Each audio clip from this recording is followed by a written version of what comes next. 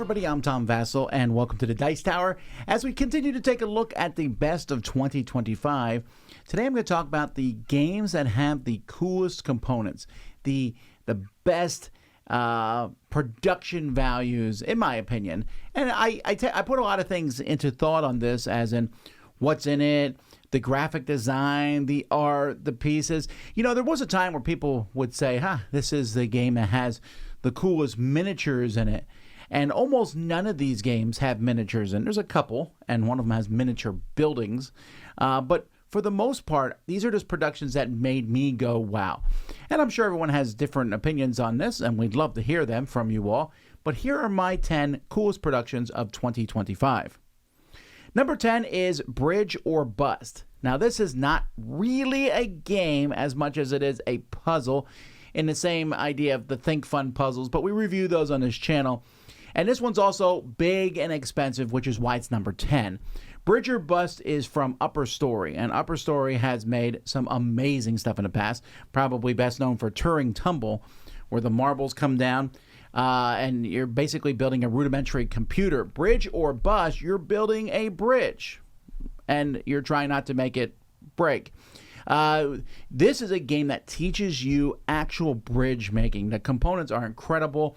You build this bridge, it gives you some missing pieces. You have to figure out how the bridge is built. It teaches you how suspension bridges are built, how trestle bridges are made, and really cool walkthrough. It teaches kids some really useful engineering ideas, and it's also a lot of fun. Then you take this little truck, and if it runs across without the bridge collapsing, you pass the mission.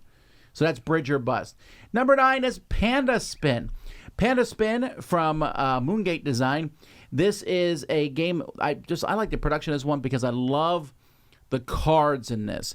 There's a lot of times where you have card games and the cards are so kind of hard to see what they are, or they feel very low quality, or they look low quality to the point where when you get the cover of the game, it just shows a bunch of cards with numbers. And I understand that the point of these games is about the game, not necessarily how beautiful it is, but Panda Spin has a really good look to it. It has a gold sheen across the cards. The cards, you flip them upside down or right side up, and I think the symbology is pretty easy to see and understand. Has some nice components. This is the smallest game, I think, on my list, or one of the smallest, but I think it's a really good, of all the card games that came out this year, it is really beautiful. Next, we have Star Wars Battle of Hoth. Star Wars Battle of Hoth, well, this one, the production values, I've always wanted to play a game where I had little AT-ATs and snow speeders going across board and snow troopers and stuff. This is really a cool game. My only complaint about this game, component-wise, is that the Imperials are gray and the Rebels are white, when snow troopers were clearly white.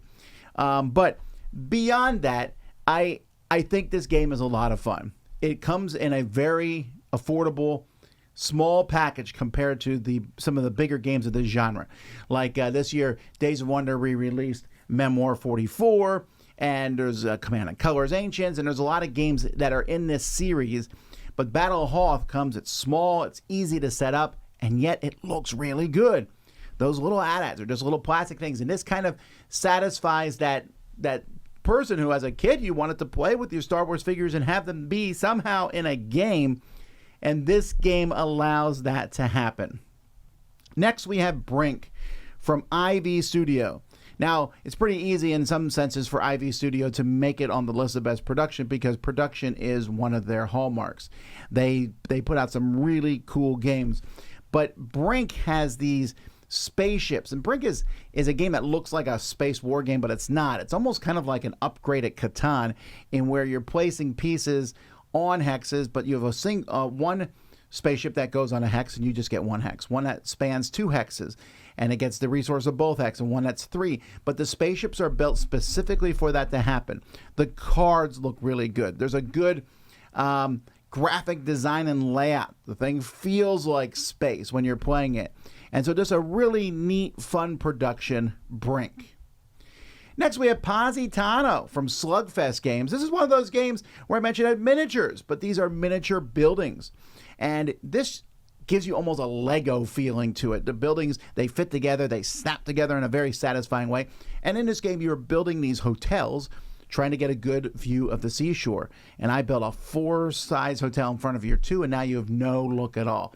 It's very much a very in-your-face, mean-style game, but it looks so cool. It comes with a little cardboard stand-up. You're putting the buildings on that as they overlook. It almost looks like a toy in sense, like a kids were going to, if you give a 3-year-old this, they're just going to sit and put these buildings together. And that's fun, but the game itself is also really good. So Positano.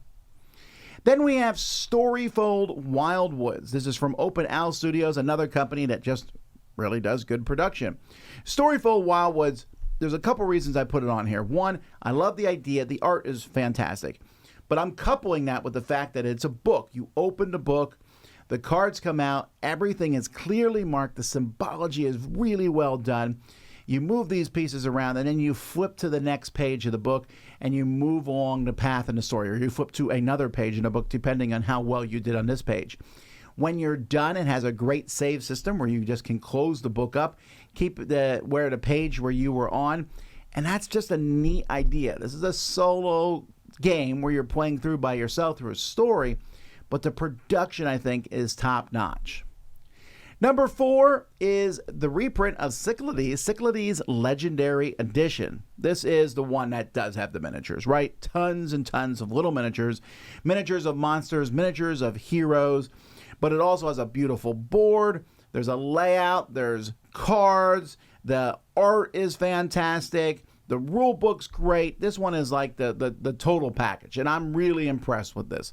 I like Cyclades a lot. I think it's one of my favorite games I've ever played. And this is the definitive version of it. Now, there is 2 versions that came out, the Cyclades normal version, legendary. This is one of the few times I'm going to be like, you really should get the legendary one, because the other one doesn't have the miniatures. I like the little miniatures. I don't need miniatures in all my game, but in Cyclades, it feels like they matter. If there's a Kraken out there or a Cyclops walking around, I want to see those figures on the board. And it gives you that, if you were a kid who grew up in Axis and Allies and Fortress America, Cyclades Legendary Edition is the step you want to play today. Number 3 is Ink. Ink from Final Score Games. This is their debut. And the thing about Ink is it's just a swath of color. I mean, that's a gorgeous color for Ink. But it also has all these little jars in the game. That's basically the whole game, is these little jars of ink. And you're placing them out on the board, and you're placing cards that have different colors on them. And again, some people be like, that's not a lot to put on a best components list, but it's so streamlined, the components, right? These ink jars are fantastic. They could have been tiles, but they're little ink jars, and that just brings a joy to playing this game. It's basically an abstract game. You're trying to get all your ink jars out onto the board before the game is over, but it looks fantastic, feels fantastic to pick them up and move them around. Number 2 is Flamecraft Duels, and here I'm going to specifically call out their deluxe edition. Flamecraft Duels is a very, very light game. It is almost float away light. You're making patterns, scoring them. It is a very different game than Flamecraft, and I think some people looking for Flamecraft in this game might be disappointed. But the gameplay is fine. It's, again, building patterns. But what makes Flamecraft Duels so neat here is how neat it is. You have this little box. It's like a jewelry box.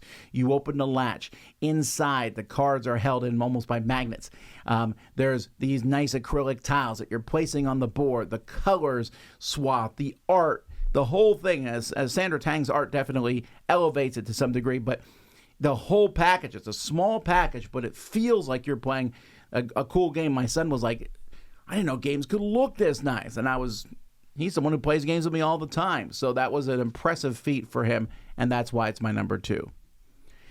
And number 1 for me is a game from Office Dog called Crafting the Cosmos. Crafting the Cosmos is a game that I definitely did a double take when I was walking by at a convention and saw it for the first time. This is a game in which, everything about this game is just really cool. It has these elements that are it's hard to even explain. You just look at the pictures of hydrogen and carbon, and you're putting them between planets, and the planets look good, and then you're putting these little tokens in, and I just like the whole production. I like the insert of the box. I like the way that you draft these things, and you open this up, and it feels like a box of toys for a cool area control game as you're trying to get enough of these elements around to to build and to convert these planets for you. There's cards and swaths of color. It makes our universe look like a breathing, colorful thing, which it is. And that's a neat thing to see in this board game. You know, I talked about some games of miniatures, and I talked about games of plastic. This game has some plastic in it, but it's more of the overall look and feel of this one, which made it my #1 component game of 2025. So there you go, my favorite games, my favorite productions of 2025. I'm Tom Vasel. We'll see you next time on the Dice Tower.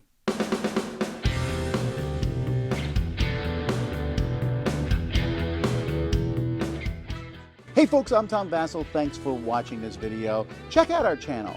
We have a lot of videos on our channel. We have live videos that go up each week, from live Q&As to videos where we take a look at the newest stuff on Kickstarter, crowd surfing, to top 10 lists and more. There's lots of stuff on this channel. We encourage you to explore it. You can find out more at our website, dicetower.com. I'm Tom Vasel. Thanks for watching another video on the Dice Tower.